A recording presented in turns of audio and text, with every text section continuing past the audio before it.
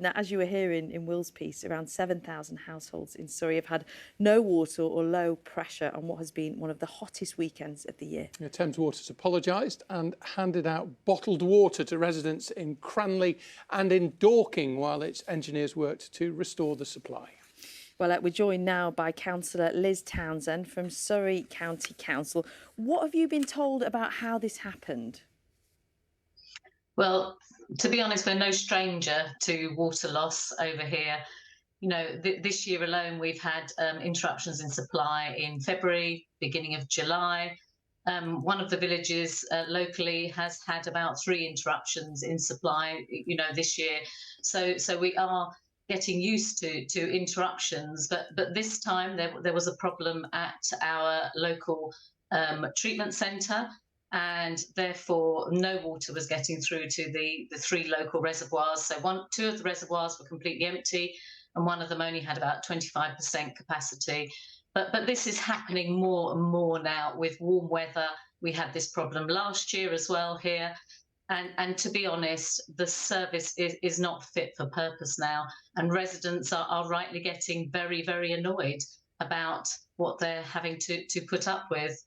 I mean, we saw the pictures of people queuing for bottled water. It's the kind of images you associate with, you know, refugees coming out of a war zone, for example. How is it affecting people mentally and physically? Well, as you can imagine, you know, at some of the hottest time of the year, you know, temperatures yesterday were in their early 30s, you know, mid-morning, and then climbed to late 30 degrees. And people were standing in queues for bottled water. We have lots of elderly people here. They were standing in queues for bottled water, people with young children. And, you know, Thames Water are meant to deliver water to their priority customers, to people on their priority list. These people will be vulnerable people who perhaps can't leave their homes. And to be honest, that system broke down. I was getting messages from people saying that they hadn't been delivered any water. So to be honest, really, Thames Water has failed this time to meet the needs of the vulnerable as well in and around Cranleigh and Dewhurst as well.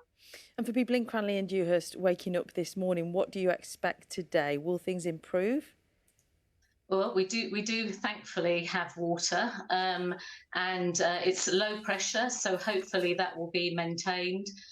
And it's not just the people locally, you know, there are a lot of farmers that had no water for their livestock as well.